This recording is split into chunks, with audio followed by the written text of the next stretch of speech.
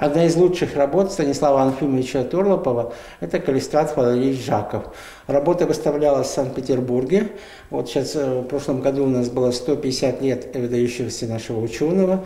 Это самый первый, а потому очень ценный экспонат музея – портрет каллистрата Жакова, известного этнографа, философа, писателя и нашего земляка. Сегодня об отце зырянской интеллигенции и многих других ученых сотрудники учреждения рассказывают на лекциях. В этом районе выдающихся умов было рекордное количество – 68. Так называемый клуб ученых – одно из направлений работы музея, а их с каждым годом все больше. Обновляются и залы, сейчас их 10. В фонде почти 9 тысяч экспонатов, от работающих радио и патефона военных лет до части скелета мамонта.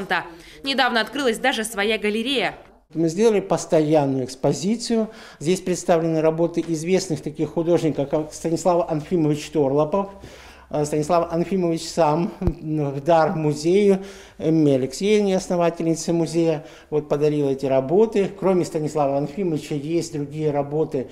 Скажем, такой известный художник Полин, он родом из Зеленца. Завтра школа из Сыктывкара, вся следующая неделя отдыхающие из санатория. График расписан на месяц вперед. Для районного музея показатели рекордные, при том, что учреждению всего 18 лет. А вот самому зданию уже 104 года. Деревянное строение – результат точного инженерного расчета народных мастеров, единственными орудиями которых были топор и пила. Сначала здесь располагалась школа. После строительства новой здание освободилось. Это здание освободилось. Райкома партии не стало, освободилось. И 5 руководителей нападали на это здание. Но народ, актив, мы стали собираться, собрание, объяснять, что надо это культуре обязательно. Потом такого здания нету.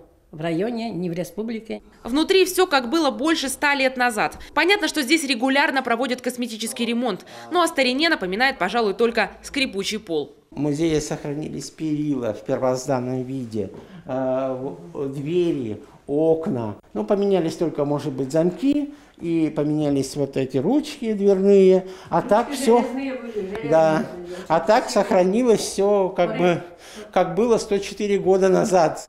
А вот внешний облик не просто тревожит, пугает. Окна еле держатся, на переднем фасаде не хватает архитектурных деталей, а задний и вовсе вот-вот рассыплется. Я очень переживаю за это состояние венцов. Мы пока не знаем, поэтому нужны, соответственно, экспертиза. Действительно, или только в этом месте может быть оно, а может быть оно уже захватило дальше. Возможно, ситуацию усугубила влага. Водостоки пришли в негодность, и теперь вода попадает на стены здания, что пагубно влияет на дерево. Впрочем, дать окончательное заключение можно будет только по результатам проверки. Это здание является памятником архитектуры и объектом культурного наследия регионального значения. Именно этот статус осложняет вопрос ремонта. Согласно законодательству, необходимо провести сложную процедуру экспертизы. Возможно, придется привлечь даже специалистов из других регионов. Только на предварительные работы, проекты и экспертизу требуется около 4 миллионов рублей. Это даже больше, чем на сам ремонт.